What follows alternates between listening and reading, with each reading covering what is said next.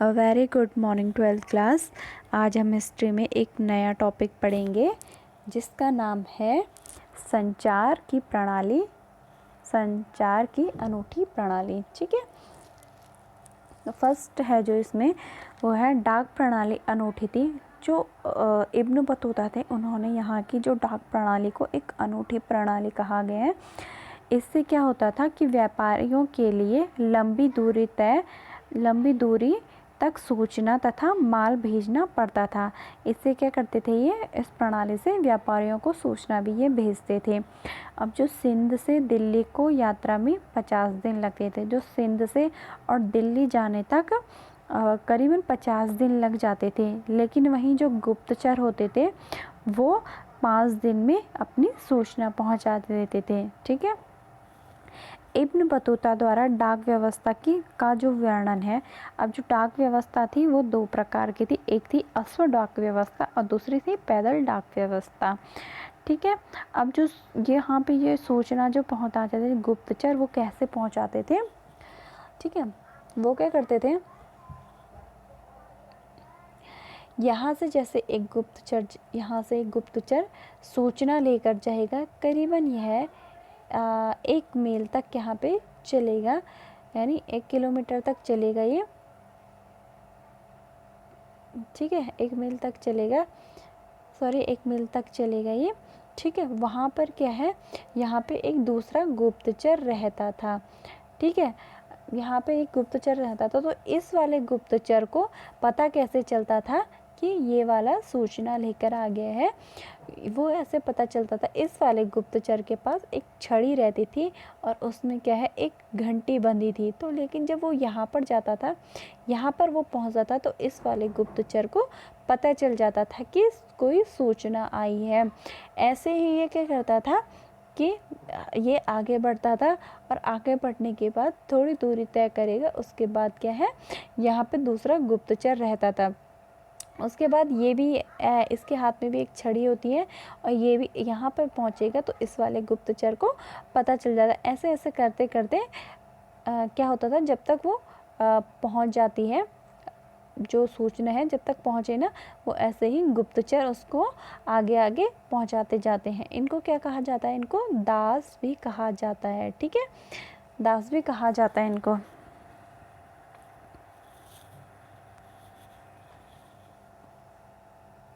Next है हमारा vernier तथा अविकसित पूर्व। वर्नियर ने जो देखा उसकी तुलना यूरोप, फ्रांस से की। वर्नियर ने क्या किया, जो भी वो भारत में देखता था उसकी तुलना उसने यूरोप से की और क्या किया, भारत की जो स्थिति है उसको दयनीय बताया। कहा कि जो भारत की जो स्थिति है वो अच्छी नहीं है। उसका जो विचार था वो कहता है,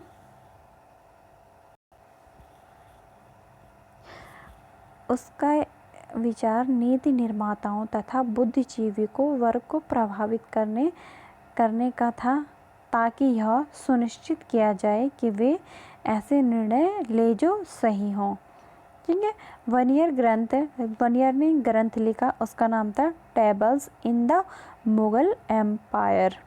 ठीक है, इससे उसने गहन चिंतन किया और गहन चिंतन करने के बाद उसने क्या किया, ये ग्रंथ लिखा। उसने पूरे वर्णन में भारत से पश्चिमी देशों के मुकाबले निम्न कोटि का बताया। उसने कहा कि जो पश्चिमी देशों के मुकाबले उसने भारत को एक निम्न कोटि का बताया है कि भारत की जो स्थिति है वो बहुत दयनीय है। अब आता है भूमि स्वामित्व पर प्रश्न। वर्नियर ने कहा, भारत में निजी भू स्वामित्व का अभाव है। उसने कहा जो यहाँ पे भू स्वामित्व है उसका जो अधिकार होता है उस किसका होता है, राजा का अधिकार होता है। राजा का भूमि पर स्वामित्व जनता तथा राज्य दोनों के लिए हानिकारक है। वो उसका कहना था कि जो ज़मीन होती थी किसानों की, वो क्या है, ज़मीन तो किसानों की है, लेकिन क्या है कि वो जो किसान सिर्फ खेती करता था, लेकिन मालिक कौन होता था उसका, राजा होता था उसका मालिक, ठीक है। तो उसने क्या बताया कि ये क्या है, दोनों के लिए ही हानिकारक है। उसे लगा कि मुगल सम्राट सारी भूमि का मालिक है जो इसे अपने अमीरों के बीच बांटता है। उसने सोचा कि जो मुगल साम्राज्य के लोग हैं वो, उनके पास तो इस ऐसे में बहुत सारी ज़मीन हो जाएगी और फिर वो अमीरों में बांटता है। तो भूधारक अपने बच्चों को भूमि नहीं दे सकते थे, इसीलिए वे उत्पादन के स्तर को बनाए रखने की उदासीन थे। अब क्या करते थे भूधारक, यानी जो खेती करते थे, तो वो क्या करते थे, उनका सिर्फ ये था कि वो सिर्फ वहाँ की मतलब जो खेती करता था, लेकिन वो अपने बच्चों को क्या कर सकता था, मतलब वो ज़मीन तो नहीं दे सकता था। उसका जो बेटा होगा, किसान का बेटा, वो भी क्या करेगा, खेती ही करेगा। और जो मालिक होगा, मालिक कौन होगा, उसका राजा ही होगा, ब्रिटिश होगा, ठीक है। तो इससे कृषि का विनाश हुआ, किसानों को उत्पीड़न होता था। अब इससे क्या हुआ कि किसानों को क्या हुआ, जो कृषि का हुआ पहले तो उसका नाश हुआ, और किसानों को क्या हुआ, उत्पीड़न होने लगा। क्योंकि फॉर एग्ज़ाम्पल कि अगर हम मेरी खुद की जो मैं फॉर एग्ज़ाम्पल देती हूँ आपको, जैसे कि मकान मालिक है और किराएदार हैं। जैसे कि मकान मालिक अपने घर को रखता है, वैसे तो कोई किराएदार नहीं रखता है। अगर कहीं भी थोड़ा सा टूट भी जाए तो सबसे ज़्यादा फ़र्क मकान मालिक को पड़ता है, ना कि किराएदार को। तो ऐसे ही होता था कि यानी मकान मालिक यानी जो राजा होते थे, और जो किराएदार यानी वो जो खेती करते थे, कृषि, ठीक है, कृषि करते थे जो किसान लोग, ठीक है। तो वो इससे क्या होने लगा, कृषि का विनाश होने लगा। वो बहुत अच्छे से खेती नहीं करते थे, तो वहाँ क्या हो गई, जंगल, जो खेत झाड़ियों से भरने लगे, ठीक है। समाज में सभी वर्ग का जीवन अच्छा नहीं था, और जो समाज था वहाँ पे उन सभी वर्गों का जीवन बिल्कुल भी अच्छा नहीं था। वनियर ने भारतीय समाज को दरिद्र लोगों को जनसमूह बताया। वनियर ने कहा, एक ऐसा अमीर वर्ग है जो अल्पसंख्यक है, उसने गरीबों को अपने अधीन किया है। वनियर ने कहा है कि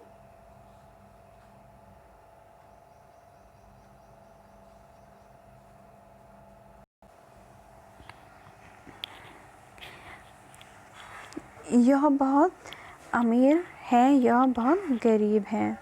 अब क्या है, उसने क्या कहा वनियर ने कि कुछ वर्ग ऐसे हैं कि बहुत ज़्यादा अमीर हैं, और कुछ ऐसे हैं कि बहुत ज़्यादा गरीब हैं, और कुछ क्या है, मध्य स्थिति में, जो मध्य स्थिति होती है वहाँ पे लोग नहीं है। यहाँ पे दो ही प्रकार के लोग होते हैं, या तो सबसे हाई वाले, ठीक है, और जो एक तो सबसे होते हैं लो, एक उच्च कोटि वाले, एक निम्न कोटि वाले। लेकिन जो ये बीच के लोग हैं, मध्य वर्ग यानी मिडिल वर्ग, ठीक है, तो ये वाला यहाँ पे जो है वो मध्य वर्ग के लोग यहाँ पर नहीं रहते थे, ठीक है। इसने कहा कि राजा भिखारियों और क्रूर लोगों का राजा है।